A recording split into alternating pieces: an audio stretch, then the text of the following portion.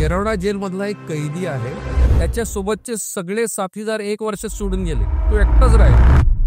तो जवळजवळ 13-13.5 वर्ष जेलमध्ये खितपत पडलाय. अनेक वेळा वकील बदलून ते पाहिले, काय उपयोग झाला नाही. योगायोगाने मला ती केस समजली. मला कोणीतरी येऊन सांगितली. ते माझी फी पण नाही देऊ शकत. स्वतःच्या खर्चानी मी एक सामाजिक संस्था स्थापन केली, विधिज्ञ वेलफेअर फाउंडेशन म्हणून. त्या संस्थेच्या माध्यमातून मी पुण्याहून मुंबईला निघालोय. त्या मुलाची केस ऐकण्यासाठी हायकोर्टाने स्पेशल बेंच बसवलं. स्पेशल बेंच असा, याचा अर्थ असा की 2 जज फक्त एक केस ऐकण्यासाठी एकत्र आलेत. आणि मी मुंबईला निघणार तेव्हा रस्त्यात नेमकं मला एका कुत्र्याने पकडले आणि मला कुत्रं चावलंय. त्याची वण अजूनही बघा इथं.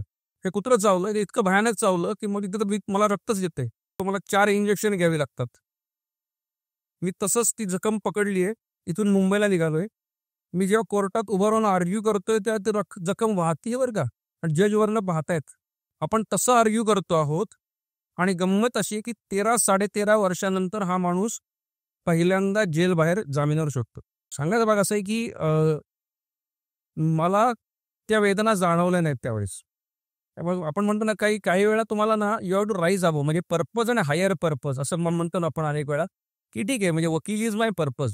2-4 घटना मधल्या काळात झाल्या की ज्याच्यामध्ये मला असं वाटलं की कोणाच तरी आपण स्वातंत्र्य परत दे.